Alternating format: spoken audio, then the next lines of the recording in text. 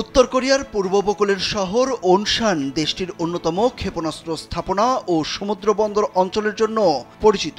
এখানেই Kim Jong উন তার শৈশবের একটি বড় সময় কাটিয়েছেন। দেশের অভিজাতদের অবকাশ যাপন ভিলাগুলো এখানেই অবস্থিত, আর এখানেই কিম জং উন নির্মাণ করেছেন দেশের অন্যতম পর্যটন কেন্দ্রটি কিম জং উন।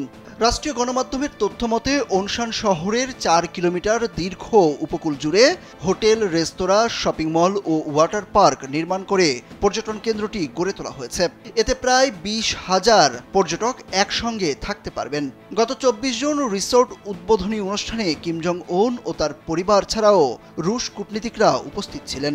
ভিসা দিচ্ছে যে কোনো এসিতে 15% নিশ্চিত ছাড়। এছাড়াও থাকছে মানি ব্যাক গ্যারান্টি নিশ্চয়তা। ওনসান কালমা নামে ১ জুলাই চালু হওয়া ওই উপকূলীয় পর্যটন কেন্দ্রটি দেশটির নেতা কিম জং উনের পর্যটন শিল্প বিকাশের অন্যতম প্রধান প্রকল্প হিসাবে বিবেচিত হচ্ছিল।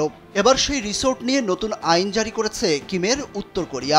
নতুন এই সমুদ্র অবকাশ কেন্দ্রে বিদেশি পর্যটকদের প্রবেশ সাময়িকভাবে নিষিদ্ধ করেছে তারা। শুক্রবার বিবিসি জানিয়েছে, রিসোর্ট চালুর আগে এটিকে স্থানীয় ও বিদেশি পর্যটকদের জন্য আকর্ষণীয় গন্তব্য হিসেবে প্রচার করা হয়। কিন্তু চলতি সপ্তাহে উত্তর কোরিয়ার পর্যটন বিষয়ক ওয়েবসাইটে প্রকাশিত এক বিজ্ঞপ্তিতে জানানো হয়, সেখানে বিদেশিদের প্রবেশ অস্থায়ীভাবে বন্ধ থাকবে।